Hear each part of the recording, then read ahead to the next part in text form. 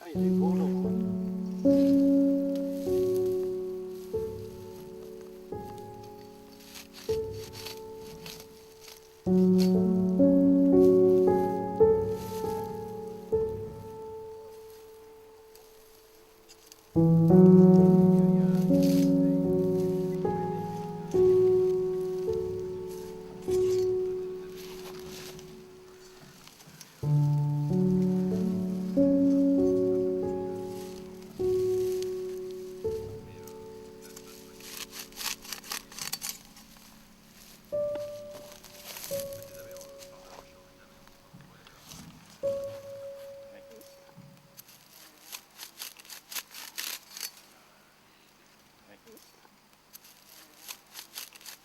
Alors, l'important c'est de bien rassembler les tiges pour faire une coupe bien répartie.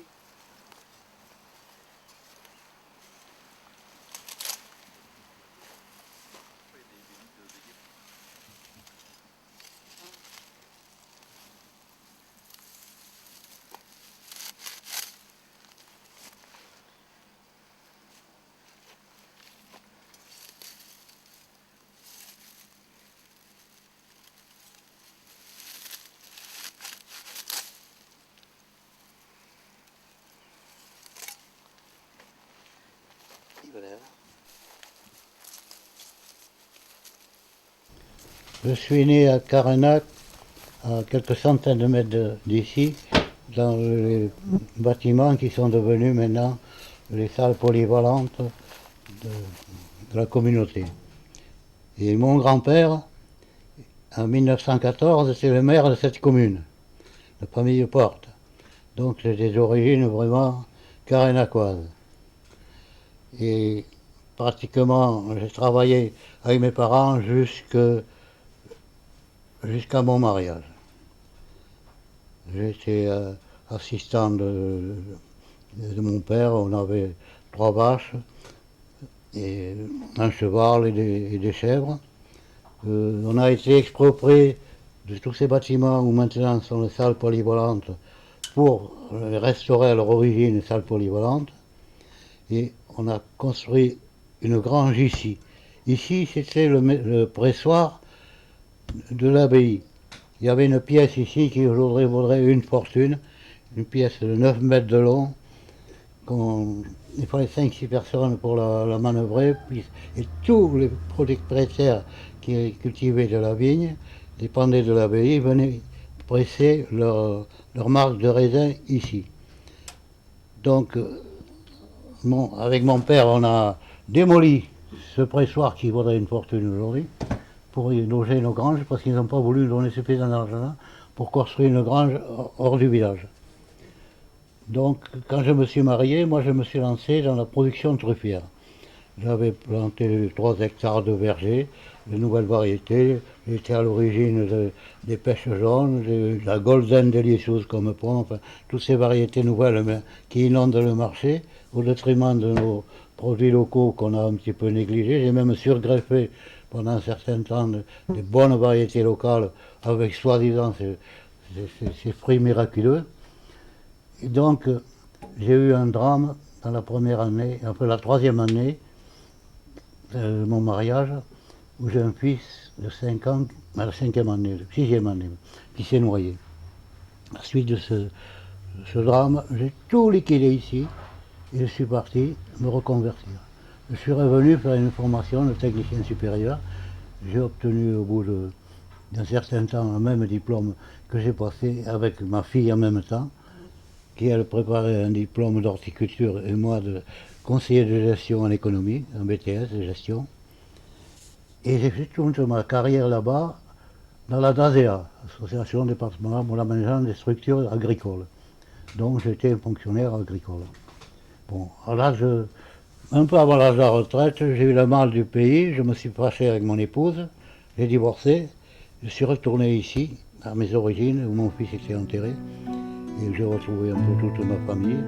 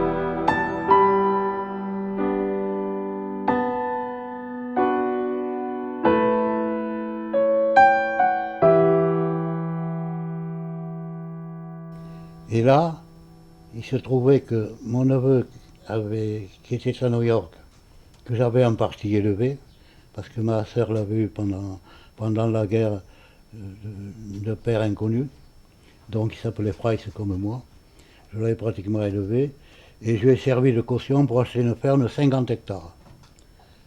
Et cette ferme-là, pour que tu me fasses quelque chose dont je pourrais vivre quand je reviendrai à la retraite, après avoir fait sa carrière là-bas aux États-Unis. Donc maintenant, il va atteindre l'âge de la retraite. Et là, j'ai commencé dans des terrains comme le Corse, ce qui paraissait plus intéressant, planter des noyers et du chêne truffier.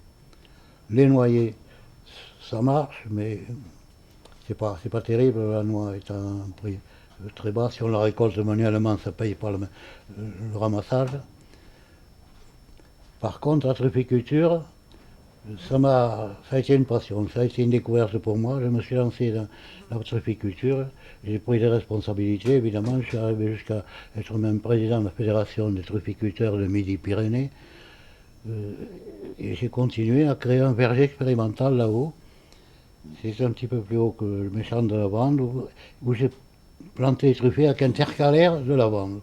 Ces lavandes, le seul moyen de les rentabiliser, c'est de distiller, faire de l'huile essentielle. À ce moment-là, j'ai acheté des appareils, dans cet appareil-là, 600 litres, un tas d'autres. Et au début, le service des contributions directes m'a dit, mais pourquoi vous ne feriez pas un musée? Et j'ai démarré un musée, une dizaine d'appareils, mais un musée avec la visite, une visite gratuite sans but lucratif, ça coûte, mais ça ne rapporte rien. J'ai toujours fonctionné sans un centime de subvention.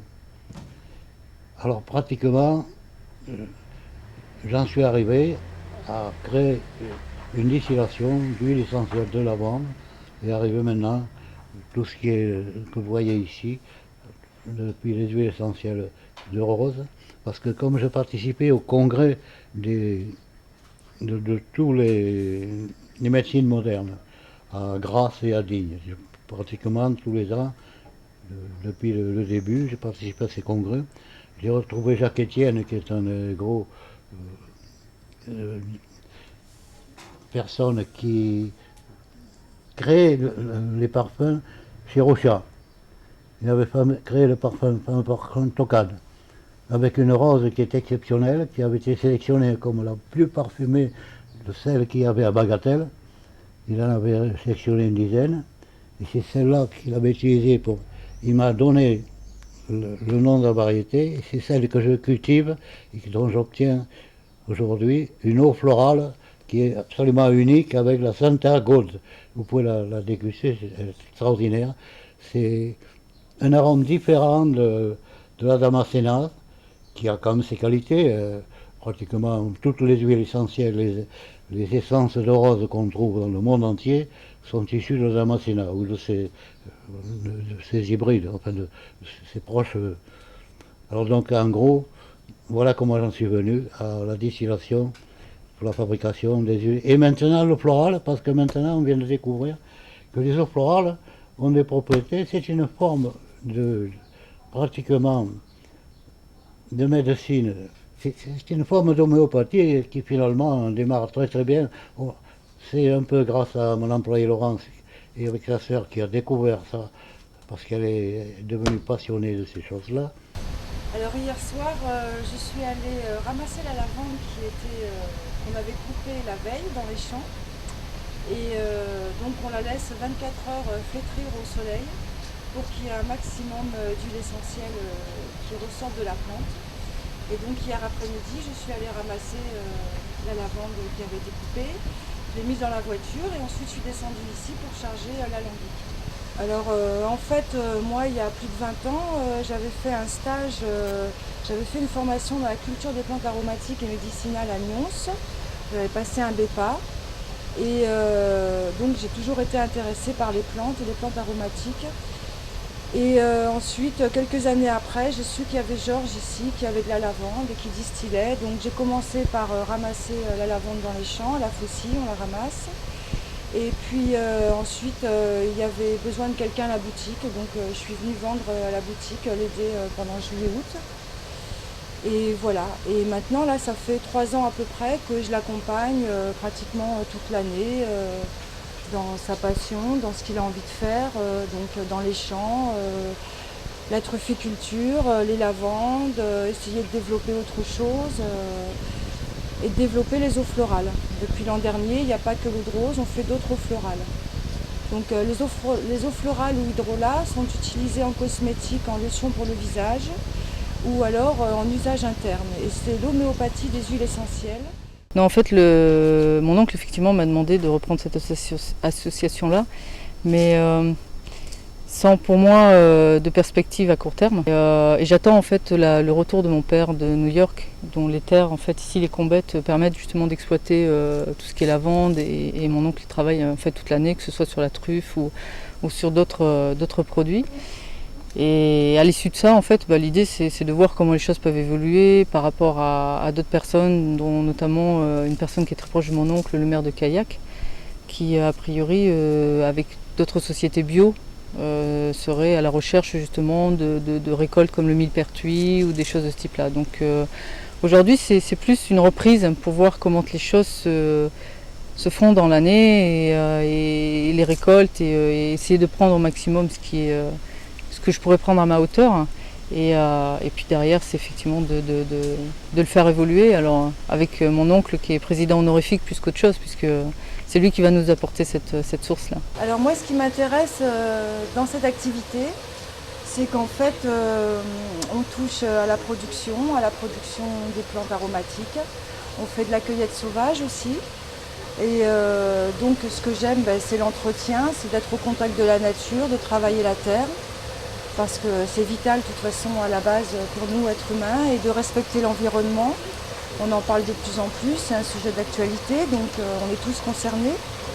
Et ensuite, il y a la transformation en huile essentielle, qui bien sûr est quelque chose de magique, et donc qui touche ensuite à l'humain, dans le sens où ça peut se prolonger, soit pour donner des conseils de bien-être, aussi pour s'intéresser à tout ce qui est massage de bien-être et de relaxation, parce que tous autant qu'on est, on en a de plus en plus besoin dans nos vies. Donc du contact humain, de l'écoute aussi. C'est vrai que c'est un endroit où on parle avec beaucoup de personnes, de psychologie, d'environnement, de nature. Donc tout ça, moi, c'est des sujets qui m'intéressent, qui me passionnent. L'humain, la plante, on fait partie d'un tout et il ne faut pas oublier qu'on est tous reliés les uns aux autres. Et donc c'est ce côté-là profond qui m'intéresse et auquel que j'ai envie de connaître et de développer, de faire partager. Et il y a toujours plus à apprendre, il y a toujours plus à faire partager. Et voilà.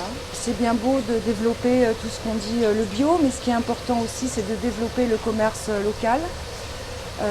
Donc c'est tout ce côté-là que j'aimerais qu'il puisse être mis en avant, c'est-à-dire une petite production de qualité et qui fasse marcher la production locale, tout en faisant profiter aussi les touristes quand c'est l'époque, et pouvoir avancer ensemble, main dans la main, si on peut dire, avec d'autres producteurs locaux, sachant qu'on peut être complémentaires et pas simplement penser à être des concurrents les uns envers les autres, mais plutôt être dans la complémentarité. En fait, je me voyais mal dire non à mon oncle. Voilà. Après tant d'années, toute gamine, j'étais avec lui sur certains... à de nombreuses reprises, j'étais avec lui, que ce soit dans des... à Padirac, à vendre des melons ou que sais-je, en fait, dans les Landes. Donc toute sa vie, ça a été ça. Et je crois que voilà, la question ne s'est pas trop posée. Ça a été assez immédiat, mais bon. Voilà. Parce que s'il y a quelqu'un qui doit prendre le relais par rapport à mon oncle, je verrai beaucoup plus mon père. Ça sera le même personnage dans quelques années. Je ne sais pas si je devrais dire ça pour lui. mais après, mon oncle, c'est mon oncle. Personne, pour moi, il est beau. Il est beau et non, il a fait quelque chose. Non, mais c'est vrai. J'ai souvenir de mon arrière-grand-père et à part mon oncle, je veux dire, mon oncle, il n'y a pas d'autres personnes, quoi. Je vous dis, dans le même profil, ce serait plutôt mon père. Et comme en plus il est sur ces terres et qu'il adore, il est aussi, il aime tout ce qui est nature et après, c'est cette connaissance qu'on aura du mal à récupérer. Moi, personnellement, je pense que faudrait qu'on vive 10 ans ensemble. Voilà. Georges, pour moi, c'est un grand ami. Voilà, c'est un grand ami. C'est une personne que je connais depuis une quinzaine d'années. Et là, ces 3 dernières années, nos relations sont devenues plus approfondies et plus proches. Et vu son grand âge, il m'apprend énormément. Moi, étant plus jeune que lui, je lui apporte une dynamique aussi. Donc voilà un exemple de complémentarité pour faire avancer l'histoire. Je ne me sens pas forcément la personne. Moi, je vis au présent, je vis au jour le jour et c'est ça qui m'importe le plus. Oui, c'est sûr que je connais, qu'il m'a transmis des savoirs. Oui, j'en suis consciente, c'est vrai. Et il le faut, bien sûr, il le faut. C'est une belle démarche que beaucoup de personnes de son âge devraient suivre, au lieu de garder les choses pour soi et de s'en aller avec, bien sûr. J'ai un grand défaut, c'est d'avoir trop tôt raison. Comme je dis, on a toujours tort d'avoir raison avant les autres. Et c'est vrai. J'ai toujours j'ai toujours envie d'innover, j'ai envie de créer et je pense que ça restera avec moi, cette chose-là. Pratiquement, c'est ma raison de vivre. Bon, vous savez, je vais avoir 89 ans là, au mois de novembre, et j'ai toujours cette envie qui me pousse à continuer. J'ai réussi à inculquer ma volonté de recherche et de promouvoir ces modes nouvelles de soins thérapeutiques avec Laurence qui va être là tout à l'heure. Et c'est elle qu'à partir de ce bouquin, l'hydrolathérapie, a lancé maintenant tous ces produits. Parce que lorsqu'on distille, on produit 100 fois plus d'hydrolat que d'huile essentielle.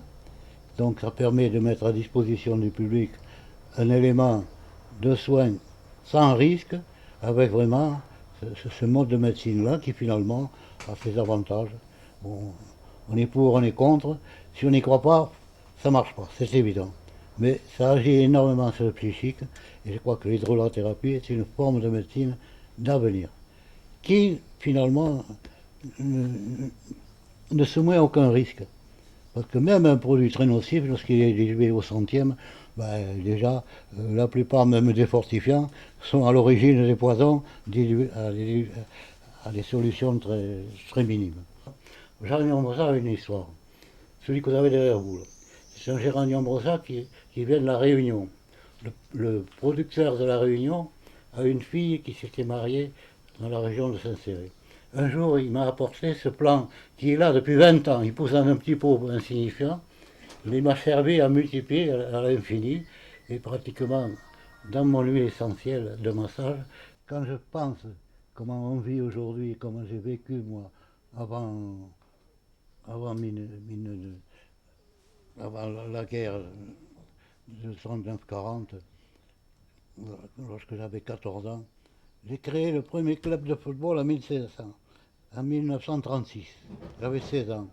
Le premier syndicat d'initiative, la même année, j'avais 16 ans. Et membre secrétaire du Parti communiste, ça c'est à la même époque. À cette époque-là. Trois fonctions à 16 ans. Ça, évidemment, ils ne le savent pas.